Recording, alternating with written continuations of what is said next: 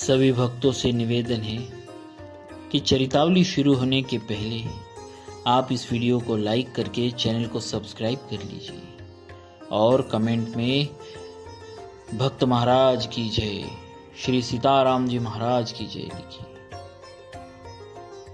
छठा सर्ग। राजा दशरथ के शासनकाल में अयोध्या और वहां के नागरिकों की उत्तम स्थिति का वर्णन।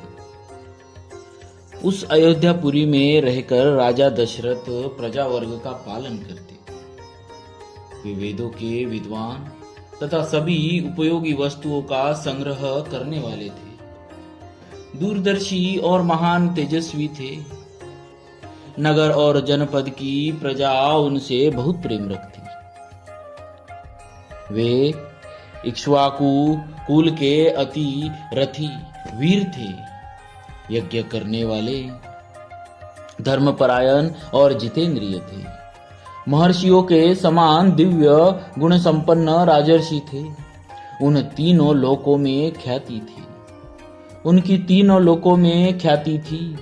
वे बलवान, शत्रुहीन, मित्रों से युक्त एवं इंद्रिय विजयी, धन और अन्य वस्तुओं के संचय की दृष्टि से इंद्र और कुबेर के समान जान पड़ते थे।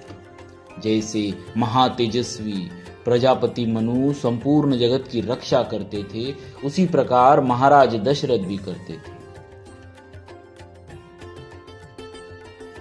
धर्म, अर्थ और काम का संपादन करने वाले कर्मों का अनुष्ठान करते हुए वे सत्य प्रतिज्ञ नरेश उस श्रेष्ठ अयोध्यापुरी का उसी तरह पालन करते थे जैसे इंद्र अमरावतीपुरी का।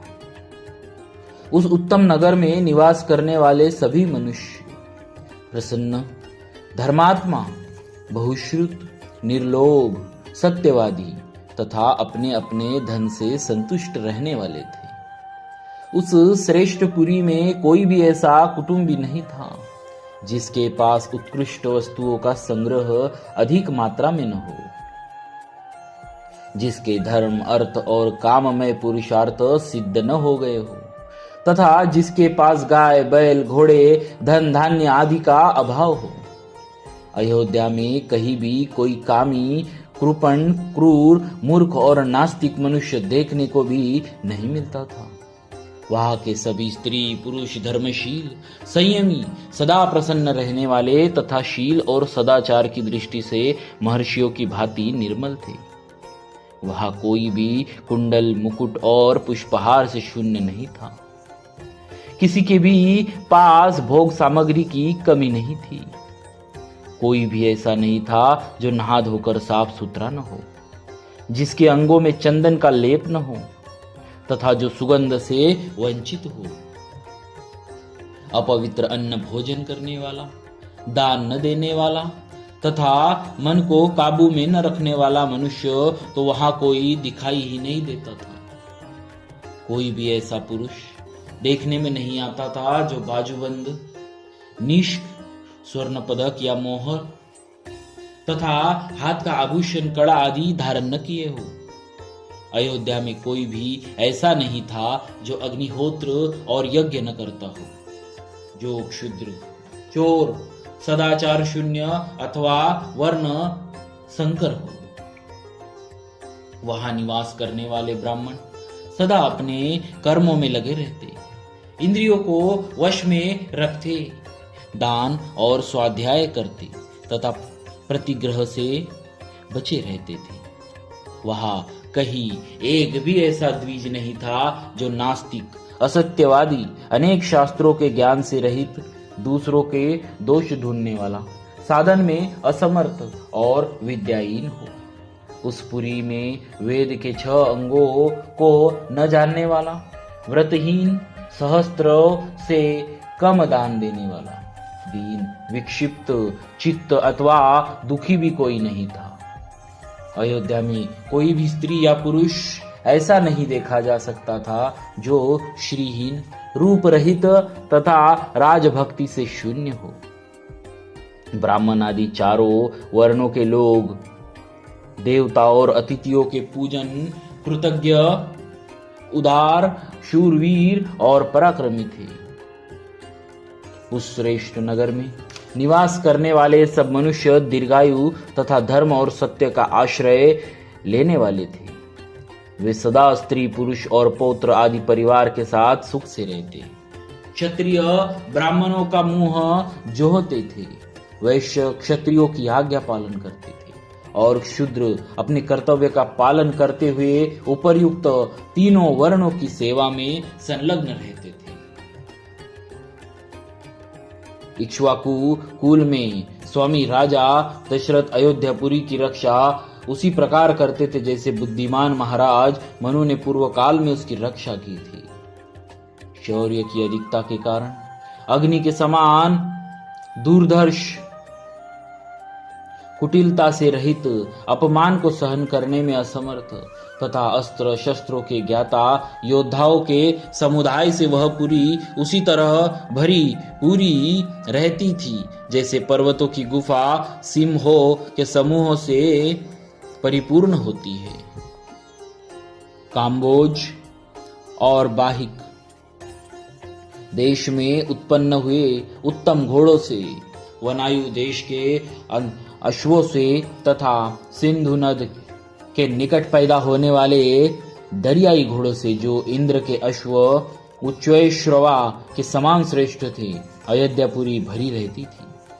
विंध्य और हिमाचल पर्वतों में उत्पन्न होने वाले अत्यंत बलशाली पर्वताकार मदमत्त गजराजों से भी वह नगरी परिपूर्ण रहती थी। ऐरावत कुल में उत्पन्न महापद्म के वंश में पैदा हुए तथा अंजन और वामन नामक दिग्गजों से भी प्रकट हुए हाथी उसी पुरी की पूर्णता में सहायक हो रहे थे। हिमालय पर्वत पर उत्पन्न भद्र जाति के विंध्य पर्वत पर उत्पन्न हुए मंद्र जाति के तथा संय पर्वत पर पैदा हुए मृग जाति के हाथी भी वहां मौजूद थे। भद्र, मंद्र और मृग इन तीनों के मेल से उत्पन्न हुए शंकर जाति के भद्र और मंद्र, इन दो जाति के मेल से पैदा हुए शंकर जाति के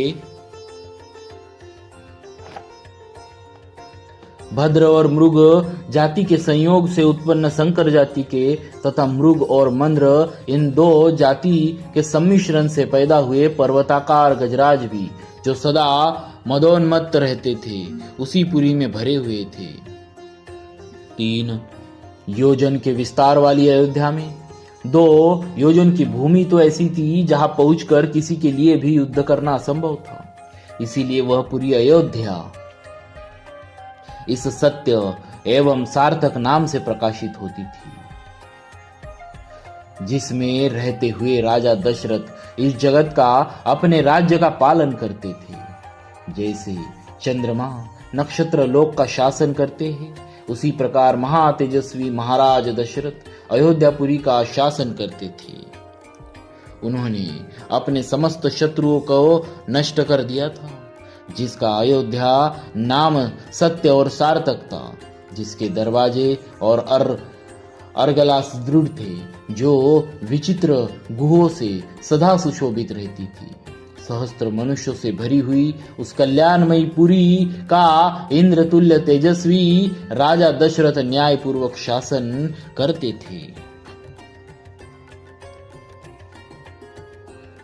भक्तों, गोविंद राज की टीका में अष्टापद का अर्थ शारी फल या द्युत फल किया गया है। यह चौकी जिस पर पासा बिछाया या खेला जाए द्युत फलक कहलाती है। पुरी के बीच में राजमहल था, उसके चारों ओर राज बीथिया थी और बीच में खाली जगह, यही अष्टापदाकारा का भाव है। जो 10,000 महारथियों के साथ अकेला ही युद्ध करने में समर्थ हो वह अतिरथी कहलाता है। इस प्रकार श्री वाल्मीकि निर्मित आर्ष रामायण आदि काव्य के बालकांड में 6ठा सर्ग पूरा हुआ। बोलिए श्री सीताराम जी महाराज की जय। भक्तवत्सल